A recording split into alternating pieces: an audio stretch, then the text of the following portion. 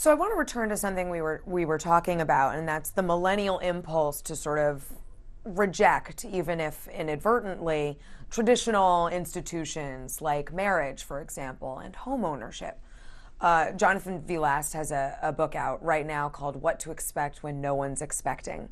And it's sort of an anti-Malthusian view of not a population boom, but a coming population implosion. And the responsibility that millennials will have for that. What messages do you think millennials would respond to if one wanted to try and encourage those traditional institutions, again, marriage, home ownership, et cetera?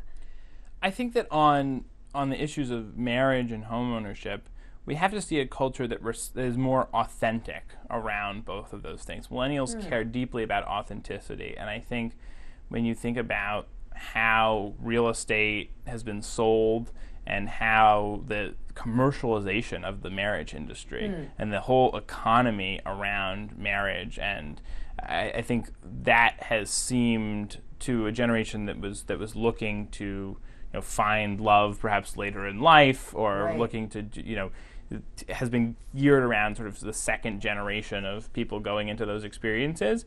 And I think for this generation, it just all seems very phony. It seems very over the top. It seems, and frankly, people in the real estate business haven't had to answer the question, why should you buy, why is it important to buy a home? They've just had to be able to convince you why this home is the home for you.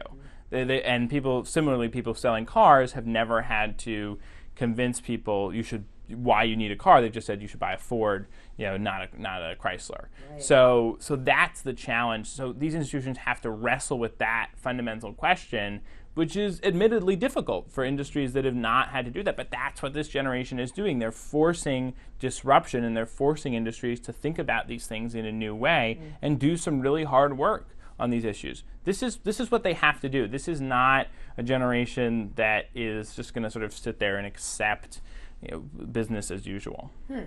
Well, let's talk a little bit more about digital media, social networking.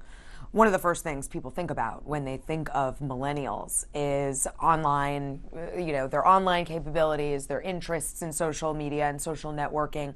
What kind of lessons should everyone else learn from millennials about that kind of technology and that kind of communication?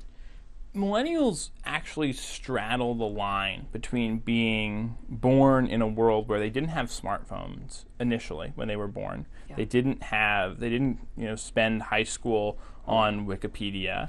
They sort of had the ability to sort of be grounded initially in the pre-digital world. They did their first research projects in libraries. Right. They understand those basic fundamentals. And yet, at the same time, we've grown up alongside the technology. I talk about it in the book, Fast Future, that the way we've grown up with technology is sort of like a good friend, in that we have been the early adopters and the people who've pushed all these technologies forward, and they've been there at all these key moments in our life and development. So there's a very symbiotic relationship between this generation and technology. We'll always be the first adopters of new platforms. We'll always be able to seamlessly incorporate them into our lives.